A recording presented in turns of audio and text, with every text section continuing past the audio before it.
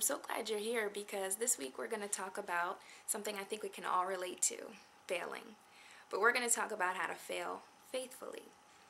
Now, before we go any further, I need for you to understand that God loves you and He has a purpose for your life. He created you with a very specific plan, and He's giving you unique talents and abilities that you're to use to serve Him and to glorify His name.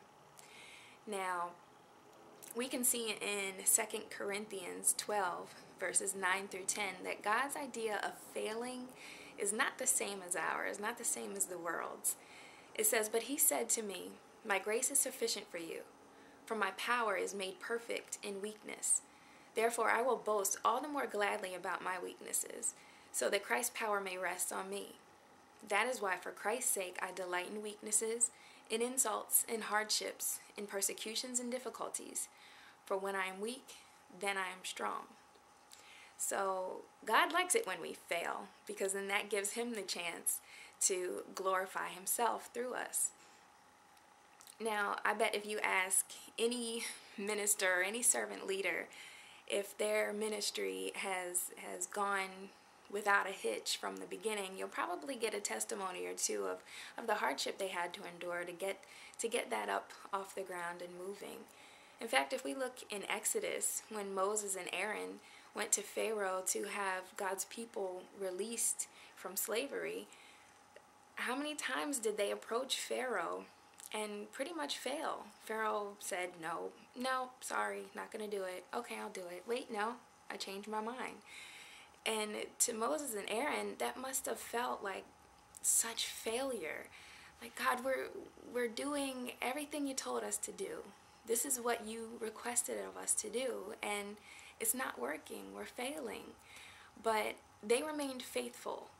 They remained faithful to what God told them to do, and eventually God came through in a big way. I mean, look at how God was glorified through all the many works that they did, the miracles that were performed. And I mean, this is a story that even people that don't read the Bible know about.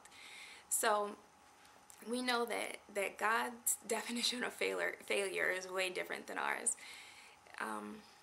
It says in 1 Peter 5, 6 through 7, "Humble yourselves, therefore, under God's mighty hand, that He may lift you up in due time.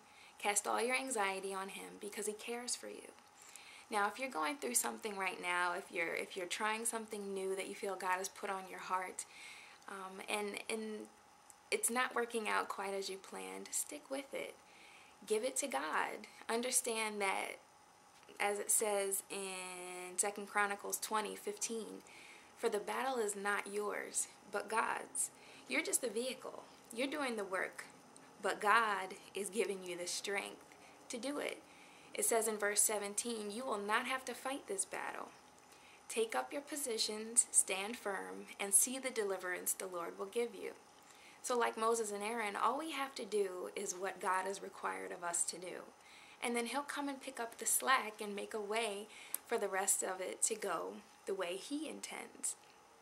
So I want to encourage you right now, if you're working on something and you're feeling doubt, or you're feeling like maybe failure is inevitable, don't give up.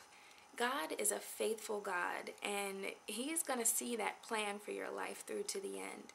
And I just pray for you right now that you would see Him through and let Him finish that good work He has for you.